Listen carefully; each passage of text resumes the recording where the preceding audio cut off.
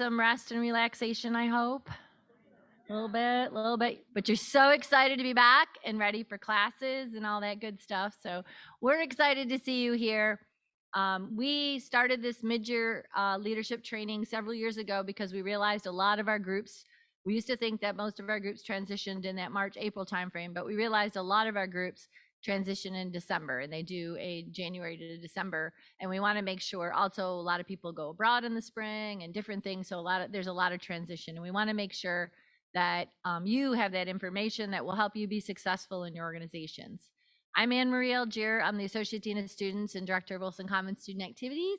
And I am happy to welcome you today to our training. Hopefully you were able to check out the expo a little bit earlier or sent some of your other members to check it out, because there's a lot of really good resources there, people taking time out of their day to meet you. So this is one of our quotes from one of our leaders, and talking about how we know your experience here is not always, smooth sailing. There's a lot of bumps in the road, a lot of obstacles, but hopefully what you learn as you are a student leader through our trainings, through your various activities, both inside and outside the classroom, you're gaining competencies and ways to more handle these things as they happen. So we want to build that adaptability and resiliency in you, and we hope to do that through your experience with us, and we hope you enjoy the journey. It's about the journey. It's not getting there. It's the who you meet along the way, what you do. Yeah, there's my Adrija. I'm going to take this minute. In our front row, will you all just stand up and wave, turn around? We have 4 members of your student government. All of you stand here. They take the time to be here because they really believe in the importance of what you do. So please get a chance to meet them. They really are, I think, some of the most accessible leadership that we've had, and they really are here for you. So make sure you take time to meet them today. Why do we bring you here and your role? It is so important for our organizations. This is where people often find how they belong here. This is where they find the people, right? This is all of our various clubs. I don't even know, we're like 276, something like that. I don't know, that number changes on a daily basis, but somewhere along the way, that is where people come and they're like, this is where I belong. This is where I can find the people that are passionate about the same things I am. So never underestimate that role, that feeling that someone, now I found my place at U of R, now I can do my schoolwork, now I can do my other things because I have a place where I can come and I can be myself, and I can, have friendships and have those things that matter. So in the diversity in our clubs is amazing in so many different ways, right? I'm every year I'm like, how could there possibly be more clubs? And then 8 to 10 new ones form.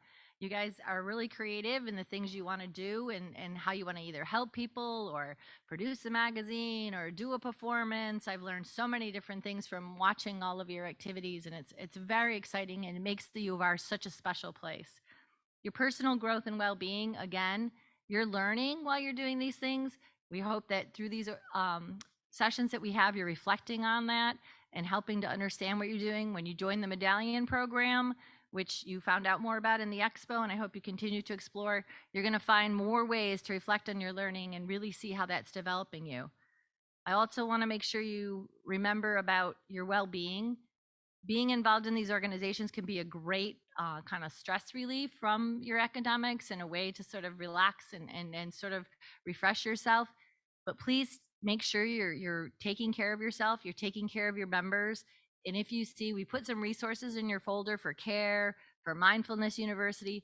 Please take advantage of the many resources the university has. If you see anyone struggling, speak out, right? This is a time we really need, where our mental health for the last 2 years took a hit, and we really need to care for each other, and make sure when we see somebody struggling, we give them help, right? We reach out. Now, it is my pleasure. Oh, actually, question for you guys, because I just love this number. Through COVID, we reached the highest level of student involvement that we've ever had. And I think it's because of the importance of what you do, and that students really found that that was the place that they could come to and find some sense of normalcy. So who can tell me what they think the percentage of students that are involved in at least one club or organization? Nobody from this floor can speak because they know it. Yes. 92%. Excellent. Give yourselves a hand because you are the ones that help make up that number. And it makes me so proud. Now I'd like to welcome Dean Runner. He is a wonderful dean of the college who is really someone who takes the time to come and be a part of campus life and knows that value. So please welcome him to the podium to give a few words of welcome to you.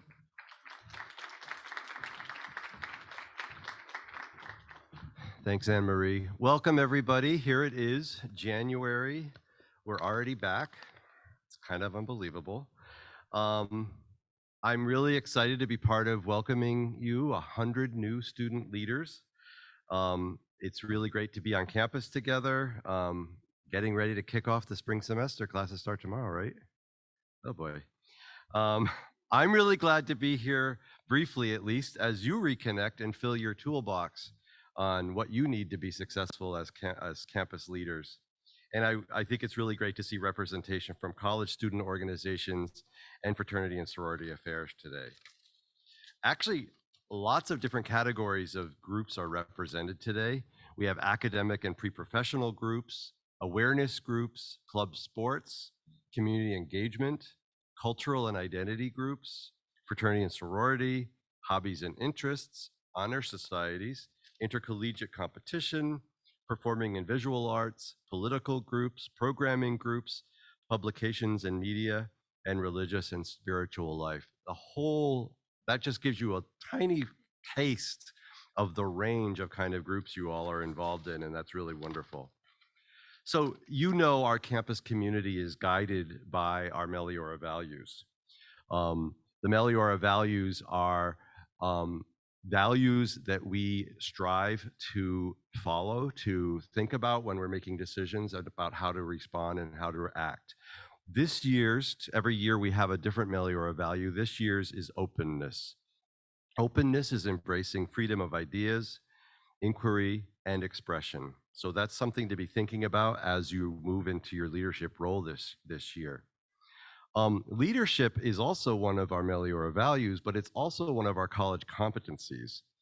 And the way we sort of view leadership at the university is that through formal and informal positions, everyone has the potential to lead.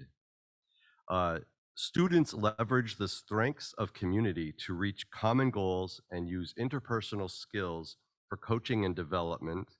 And through a process of learning and applying skills, students can accomplish measurable and meaningful change. That last phrase, measurable and meaningful change, is what it's all about. So as student leaders, you're thinking not just sort of keeping things running, which is maybe minimally what you have to do, but you want to think about how you can work with your teams to make positive change.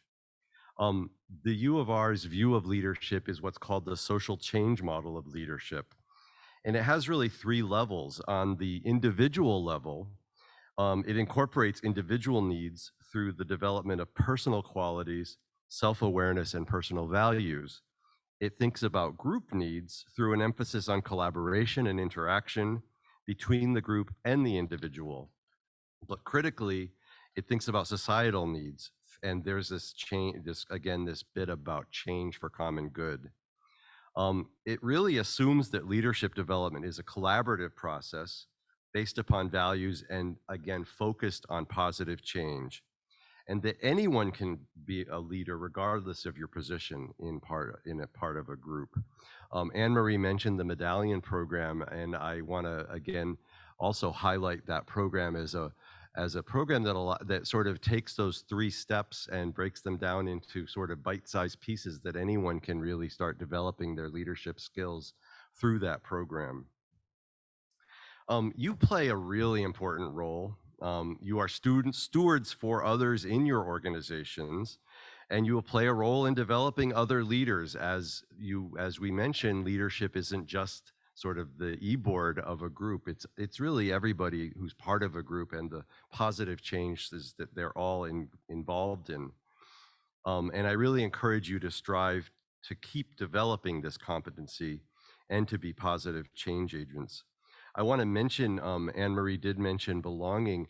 I kind of think of my job as partly trying to make sure our students figure out how they fit in and how they belong. Because I know that if people feel that this is where they belong, that this is their home, they will be successful here, they will stay here, they will not transfer, they will not go home, they will stay here and be positively influenced by the experience they're having, but also positively influence others. So, to my mind, what you are part of is creating this really important sense of belonging for yourselves, but also for your colleagues in your class, in your groups that you're parts of. And to my mind, this is also a really critical piece of what we call retention and graduation. So retention is essentially, keeping students here as students because this is where they want to be, where they want to belong, and then ultimately successfully graduating. So you're playing a role in that, and I really, really appreciate that.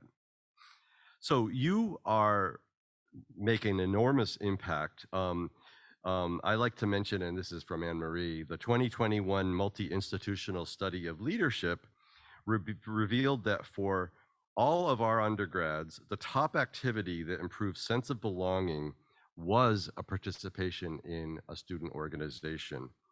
The top 3 skills students gained participating in organizations were effective communication, teamwork, and self-confidence. And if you think about the fact that we've got so many different groups and organizations, and that we have such a high level of participation, the 92%, which blows me away because we always had good participation, but our numbers were in the mid 80s previous to COVID. The fact that we're at 92%, that really makes me feel good because I know of the chain of connections between group participation and that sense of belonging, the successful retention, and the successful graduation. So I think it's really great. And you guys, again, are a critical piece of this. Before I end, I want to thank some of the folks who were involved in this program, especially Courtney Kristen, Caroline Crawford, John DeSaro, Griffin Fox, Brian McGee, Chelsea Wall, Clarence Shepard, Renato Levis, and all the volunteers and presenters. Thank you for all of that you do, and thank all of you for all that you do. Your contributions really do help make our campus a vibrant learning community for all. And welcome back.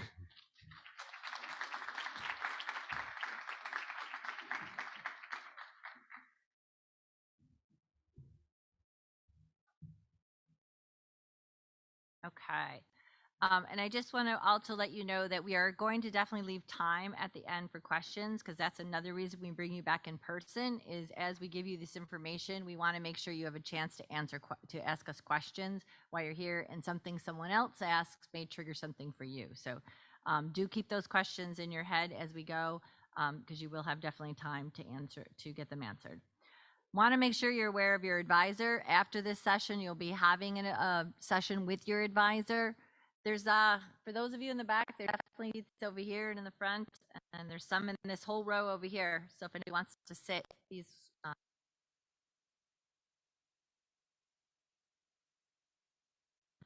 Yay. Again, your advisor is a person that's your first point of contact. They're going to serve as a resource for your organization. They're not necessarily to tell you what to do. They're there to help you navigate the rules, the policies, to help you be successful. There's a lot of things that we need to do at the risk management laws, and different people tell us how we need to have you do things. And the advisors are there. They're trained. They're there to help you navigate that and make it as easy as possible for you. Please work with them. Please have good communication. Figure out now is the time when you have this first initial meeting. How often do you want to meet? How do you want to meet? Do you want to meet virtually? Do you want to meet in person? Through email. Those are really important conversations to have and figure out what is the best, way that your organization can work with your advisor. Some of you also have advocates. Advocates are sort of expert content areas. So you always need to have your advisor. You will always have one from either the chapel, WCSA, or fraternity and sorority affairs, but you can also have an advocate. So like many of our dance groups. They also work with Missy and her team over in the dance department. They might have somebody helping them through that. So there's definitely room. There's lots of people around the university who want to help you and want to serve as a resource. So please take advantage of those resources. And now I am going to turn it over to one of my colleagues, Laura Ballou, for the next section.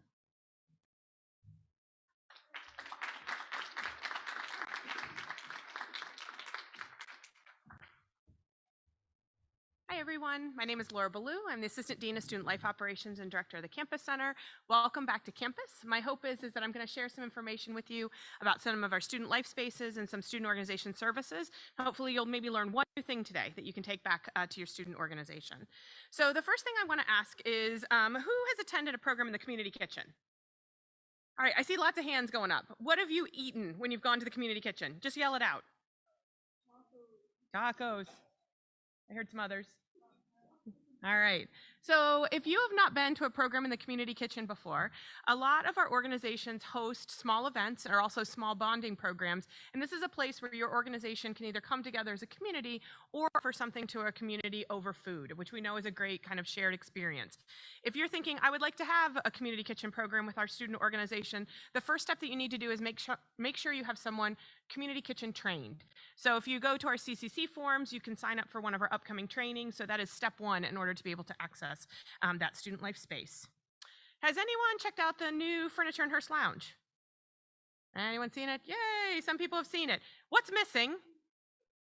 The couches. Yeah, hello, welcome to Supply Chain Issues. So, I'm here to let you know that the couches, there will be new couches coming. They're kind of in some different formats, more comfy, some little tables, some more ottomans. So furniture is on the way, so be patient with us. So we want to let you know that that is step one. We're excited for that. There's going to be some power built into those couches now so that you'll be able to access the outlets a little bit easier.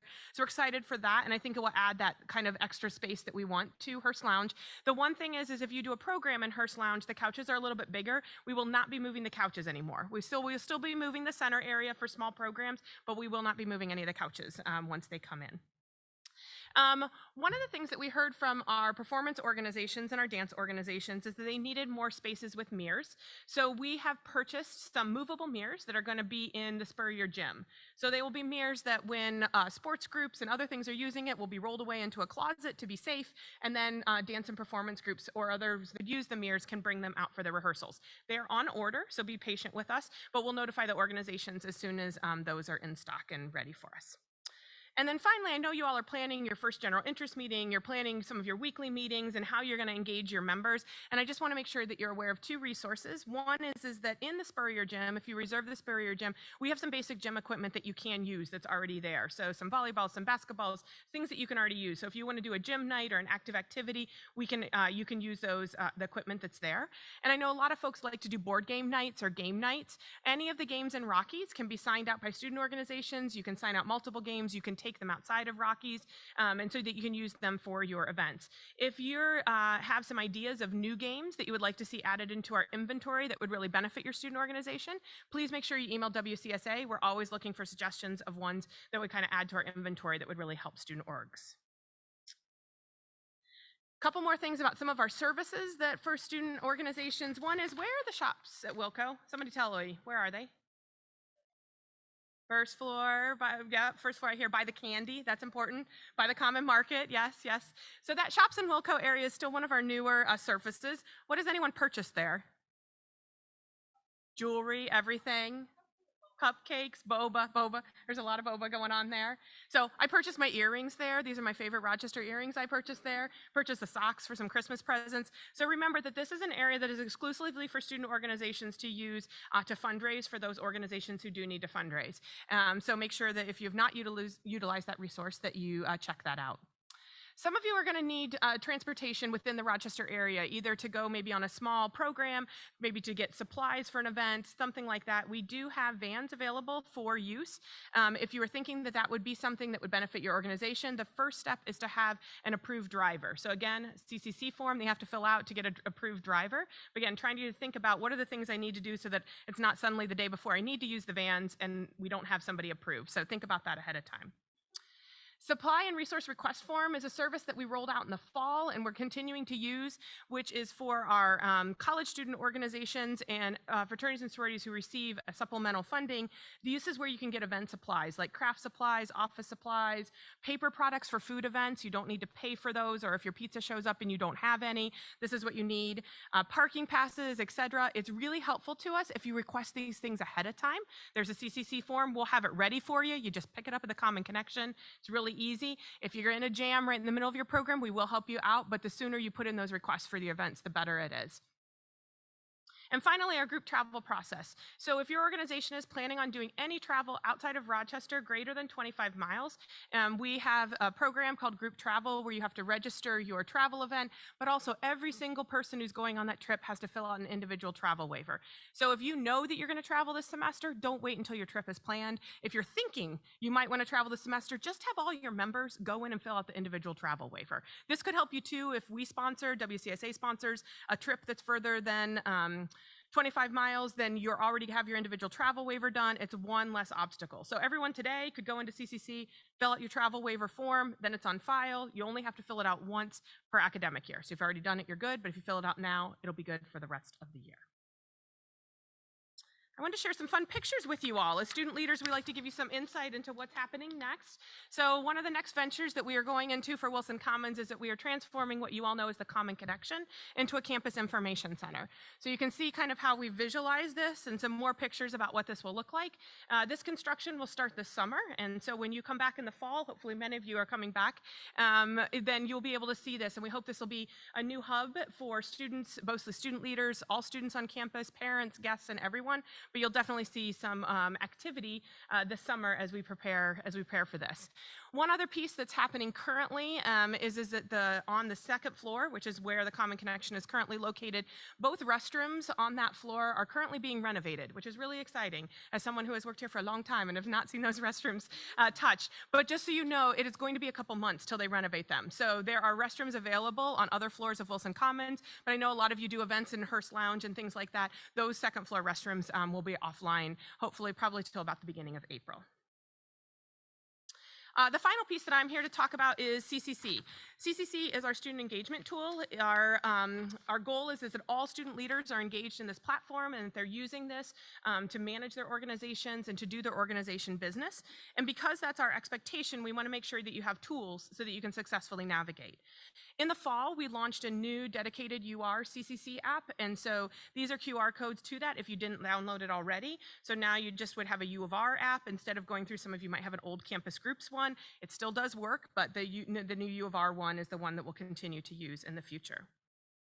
And so you're thinking, I haven't used CCC before, I'm a new officer, how am I going to navigate CCC, what are my resources? And so one of your first resources is, once you log into CCC, there's a big button that says frequently asked questions.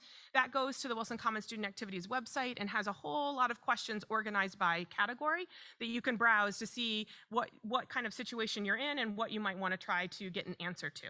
Also embedded within those frequently asked questions are sets of short videos. So if you're like, I want to run my elections through CCC, how do I do that? Or I want to manage my roster a little bit better, how do I do that? We've created some real short videos that you can access through that FAQ page in order to help you manage. If you're still like, I'm stuck, right? That might still happen. On CCC in the events section, post soon, we'll be offering CCC office hours. Those are both a time during the week. We offer them multiple times where you could stop into the Graphic Arts Suite on the first floor of Wilson Commons and meet with someone in person.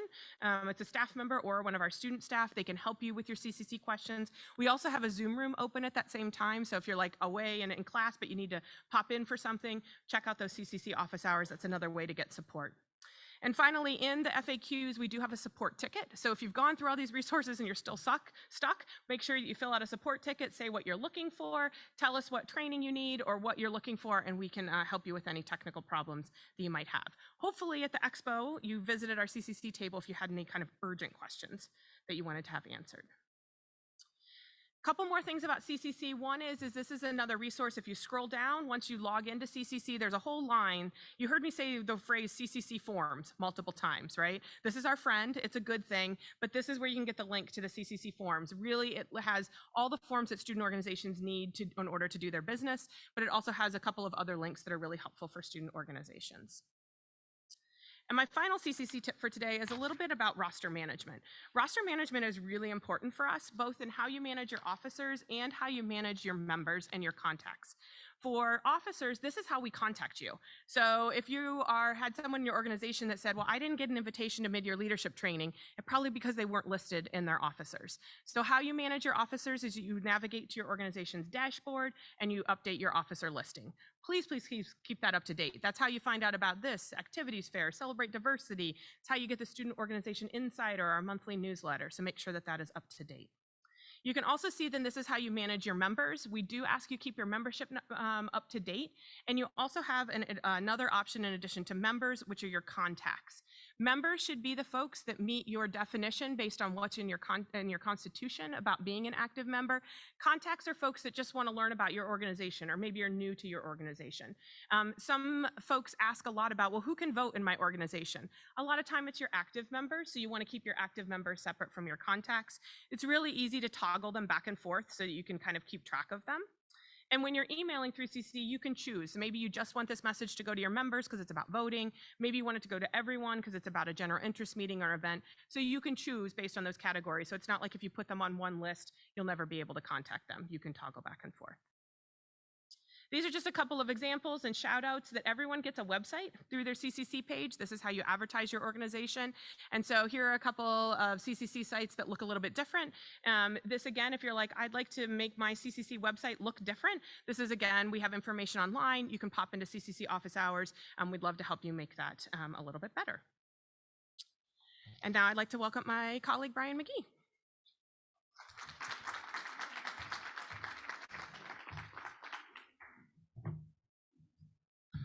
How are we all doing today? Oh, that was sad. Real sad. You didn't get enough snacks or caffeine at the expo. So what we're going to talk about in the next 5 minutes, 10 minutes, half hour, 2 hours, I don't know. We're going to talk a lot about events, right?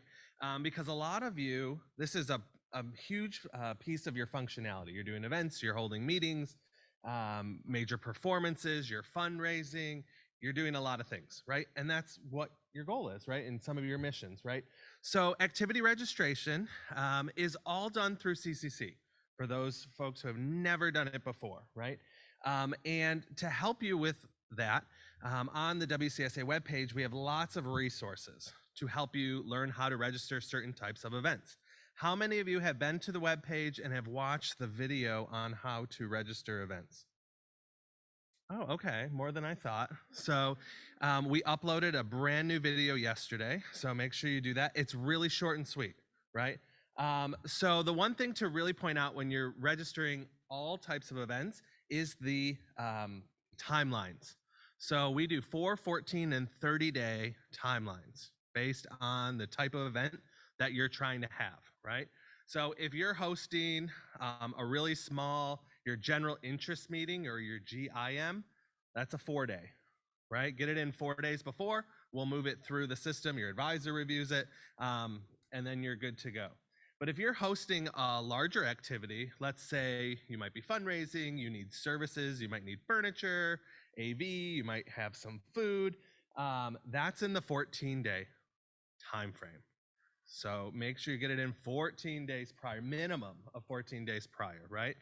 And if you're hosting a large scale performance, right, you're using the ballroom for a major show or a major speaker, Strong Auditorium, the May Room, Wilson Quad for something larger, you're really going to have to stick to that 30-day time frame, right? So when you start thinking about your major spring shows or spring performances, work with your advisor and backtrack that date so you know when you have to get your activity registration in, okay? And these dates are really important, right? Certain service providers, if we're past those timeframes, it's really hard or they won't be able to service your event, right? ECM might not be able to give you tables or chairs or work or schedule a tech or what that looks like for your major show if you're in that shortened time, right? Same thing with facilities, same thing with tickets, same thing with many of their other services around campus, public safety, the sanitarian's office when you're having food, all those are there for a reason. And I can tell you that in the fall, you all in your groups did an amazing job of getting all these things through in a timely manner. Does anyone want to guess how many events, activities we had approved in the fall alone? through our system, through CCC? At least 4, yes. You are accurate. Yeah, Renee, she's like, I know the answer. Anyone want to guess? No guesses. 300. We're going to go a little higher. 1,415, right?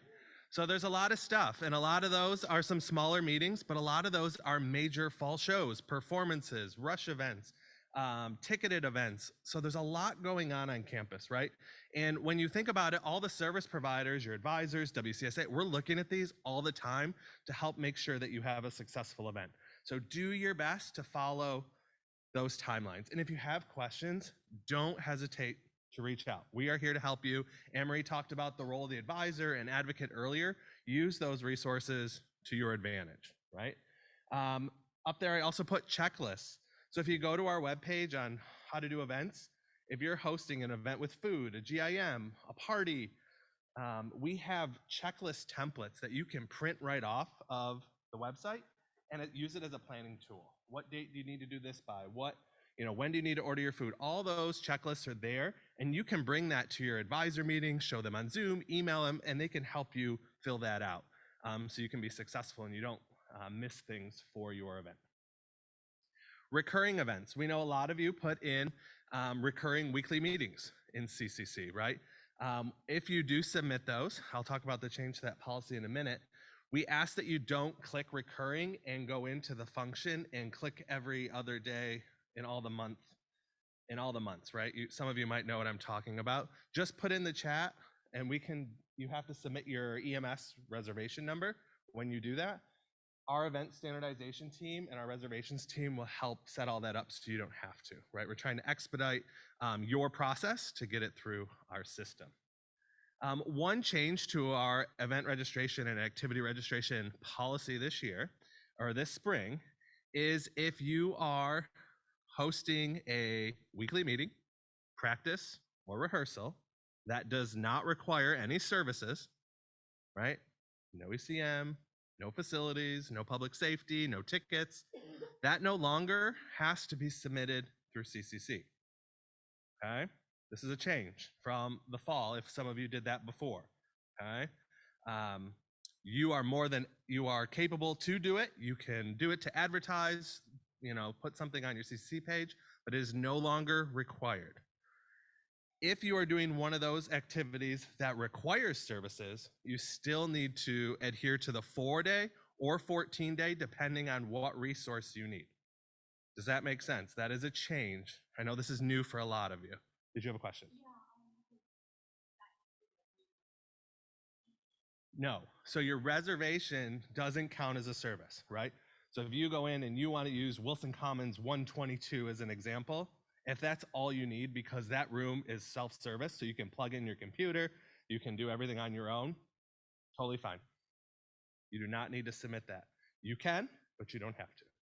Yeah. And this is major for our club sports, our dance groups, our intercollegiate groups that have these constantly, and it's a lot of work for them to keep up. So we're hearing this from your advisor, SOAR. So we're taking all this feedback and trying to implement as much positive change for you all, so that, because we know you're busy, right? You got a lot going on. Questions on that? Because that's a big change, especially for our performance, club sports groups. Next thing I have is the initial advisor or initial approval email, right? A lot of you are getting this email automatically generated from CCC and you're saying, oh, my event's approved, right? That is not necessarily true, right? What that means, that first email that you get that says your event is approved, it is approved through the first advisor step, okay? So every activity, or almost every activity that gets submitted through the system goes to your advisor first. They do an initial review, they make sure service providers are right, they check service providers, descriptions, make sure your date and time work out well, and then after they're good, they send it right on to all the service providers. Okay? And once that happens, that's where you get that initial approval email. So I just want clarification on that. That came up from some of the advisors, that there was some good questions about that. And when in doubt, you can also email your advisors, set up a meeting, and talk about them if you're confused or you need additional help, right? And then Last but not least, ask if you have questions. A lot of good questions have come from, I work with all the advisors and they bring all the questions that you ask, and there's a lot of good things out there. That's how we've helped develop a lot. What Laura just talked about on CCC, the questions, how to do events, all that is from you all. So we've worked hard to create a lot of those resources online and on CCC to help you, right? And be collaborative, be creative. I know we've had a lot of collaboration this past fall. I can tell a lot of our cultural groups are doing amazing collaborations together. Collaborate with others. It shares resources, financial resources, people, right? You all are doing many things. Collaborate, right? Share your wealth, share your resources, and use everything that we have. We're here to help you, right? Be successful and showcase your student organization as well. Great. So that is all that I have. Does anyone have any questions about the time frames? I just want to make sure 4, 14, and 30, right? If it's your first time submitting an activity, work with your advisor or work with someone else on your e-board who has been submitting. It's a very easy process. We have streamlined it even more from the fall. We've eliminated a lot of questions and duplicates and things that we heard. So it is even more quicker, than the fall.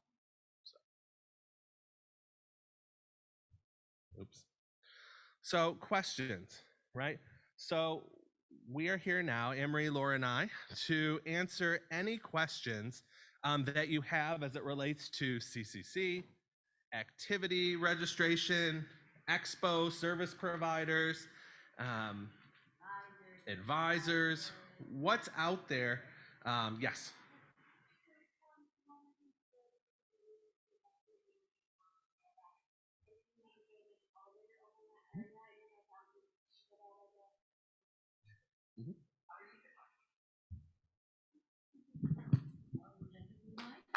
Oh, so the question was about when I mentioned about the restroom renovation, and right now, by the women's restroom, we have our ADA lift that comes into the building. Unfortunately, due to some miscommunication with the contractor, that was inadvertently blocked. That was not a part of the plan.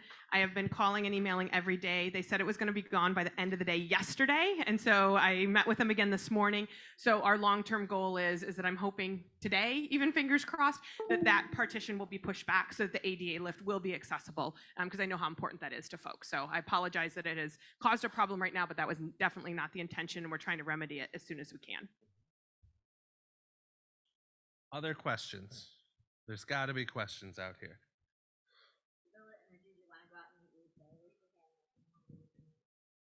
Again, activity registration, policies. Yes, sir.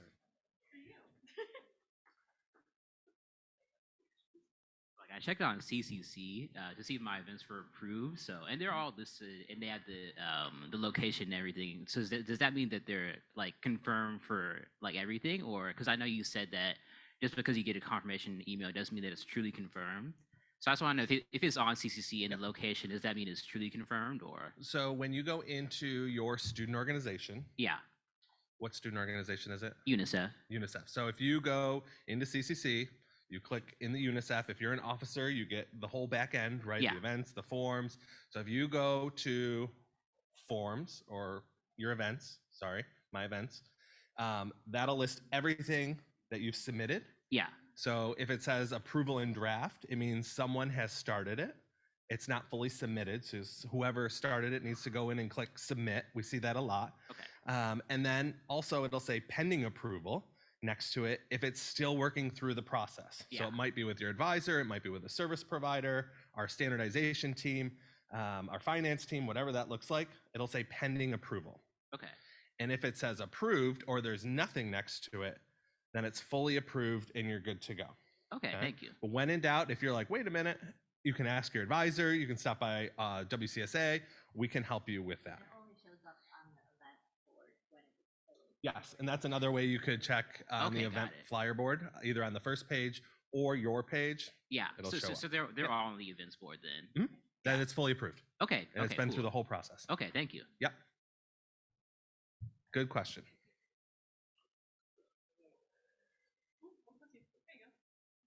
So when I book on VEMS, like I book like say like every Wednesday the whole semester, but like we're not intending on doing something every single Wednesday. Like so if I book it like recurring in CCC, like is it possible to just like delete single events like from a certain day?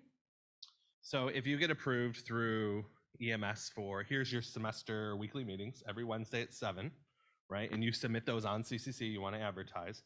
That whole session will get approved based on your reservation. If, let's say, the one in April that you're not going to have, you can go in and delete that event. Yes. But yeah, so the student mentioned VEMS, which is sort of the virtual EMS. There is one VEMS person or virtual EMS contact per student organization that has access to log in and request space on campus, from your weekly meetings to large event space. That's one person per student org. And if you're having trouble with that, there's a form you can switch who the person is, or if you have questions who that person is, you can contact Clarence Shepard or wcsa@rochester.edu, and we'll help you through that process. Other questions? Yes. Audrey is on the move. Do all events require an activity reflection, or is it just things that are on the that are registered? And does that apply to the new lack of registration for like GMM meetings? Yeah, if you want, or I can. It's a great question. So right now it is if you're required to register something, then the expectation is that there is an activity reflection. We're still asking that general interest meetings be registered because we think it's important for the campus to know about your organization. So those would require an activity reflection. If you have ongoing practices, rehearsals, those kinds of things, those no longer will require an activity reflection. If it's based on your organization, if you think that there's information that would be helpful to pass on to the next executive board because you think you should do something differently, your rehearsal time should be different or something like that, you're still welcome to submit one, but it's not required. Got it. Thank you.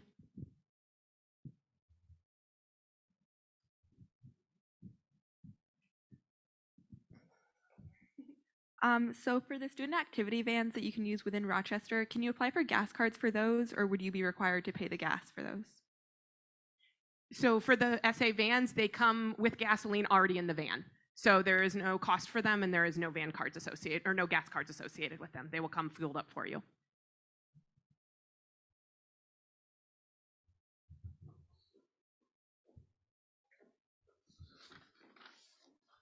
I'm on the CCC form for the community kitchen training, and there's no 2023 dates. Has that like yet to be updated, or? Yes. Good question. I was looking at Laura because Laura's team coordinates all that. But yes, they're in the process of selecting all those dates right now, and that will be on the lookout in the Student Organization Insider, where all those trainings will be posted there either in the January or February edition. I know the January comes out today or tomorrow, so be on the lookout for all those important things. Yeah. And one thing to mention too, while we're talking about this, you're going to hear this in your advisor session in the January Insiders. The activities fair is Friday, right? This Friday at 1:30 in Zorno, right across the way in the Gergen Athletic Center. So make sure your organization is registered for a table. We have a lot of new first years that just had orientation this week, and first years and transfer students that are looking to get involved. Okay, so this is the opportunity for you to meet them, as well as we have a lot of first years who started in August that are looking to get more involved. So definitely register. We have usually thousands of people who come through the gym on Friday. So make sure you're registered, showcase off your student organization. How do we register? How do you register? All great questions. In the Student Organization Insider from December and the one coming out today, there's a link that says register your student organization. Just go in, click it. It asks what your name and what group, and just do that, and then you're done. Real quick. Takes like 30 seconds at most. All right. Other questions? Yes. For the spring activity fair, how do we know our table if like we've already been approved? How do we know our table? If you've already been approved, right now we're working on the map, and we will share that map with where you are. All the tables will also be labeled, right, when you go around the gym, and we'll have categories together. So we will work there. We'll also have staff there, and we'll have a table where we'll all be working, and we can help you get to where you got to go. Yes. And be mindful, it's 1:30 to 3. It's a little earlier than normal for the winter fair. Okay, we're working with basketball. Yes, so 5:30 and 7:30 that night are also home basketball games. So I know 2025 is hosting a tailgate, so there's a lot of other campus life, student life, free pizza, foam fingers, tattoos. There's going to be a whole bunch of stuff on Friday night. Yes. So it's changed from the December student Yes. organization. Okay. Yep. And the website is updated, and CCC, we put a blurb on the bottom. But yes, make sure 1:30 to 3. Your advisors will talk about that in your sessions right after this. 1:30 to 3. The other thing that I forgot to mention in the my event section is fundraising. We know a lot of you work on fundraising. All fundraising is done through events you register through CCC, with the exception of crowdfunding. Okay, everything else goes through CCC, the shops at Wilco. If you're going to do that, if you're hosting an event with tickets as a fundraiser, all those things go through CCC. Okay? And if you have questions specifically about fundraising or crowdfunding, again, we don't use Venmo, can't use Venmo, it's illegal. And you shouldn't be using like, if you're a student organization, you shouldn't be using like a GoFundMe or one of those. They take a huge percentage of what you raise, right? We have one through the university that is free for all of you, and it goes right into your student organization account. And we help you build some of the things. You work with us, you work with Advancement, and then everybody that donates gets the official U of R tax write-off and receipts, but that doesn't happen. So yeah, very successful. Other questions, concerns, things you need help with? Vendor questions? Really, no more? Oh my goodness. Okay, so anything you want to add, Madam President? I'm good. You're good. So next up, it's important to go to your advisor session. I know some of you registered for random advisors. Register or go to the advisor of your category. I know many of you are here for multiple categories, but make sure you go for whatever student organization you're going to. Pick your advisor, not a random one, and go to that.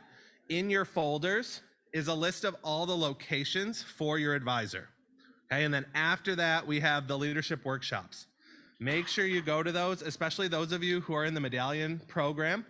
This counts for a lot of your levels.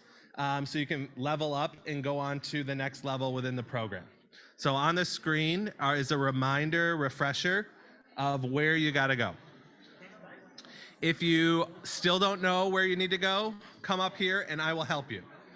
But you're free to go. Thank you, thank you. Go meet your advisors and have a good day.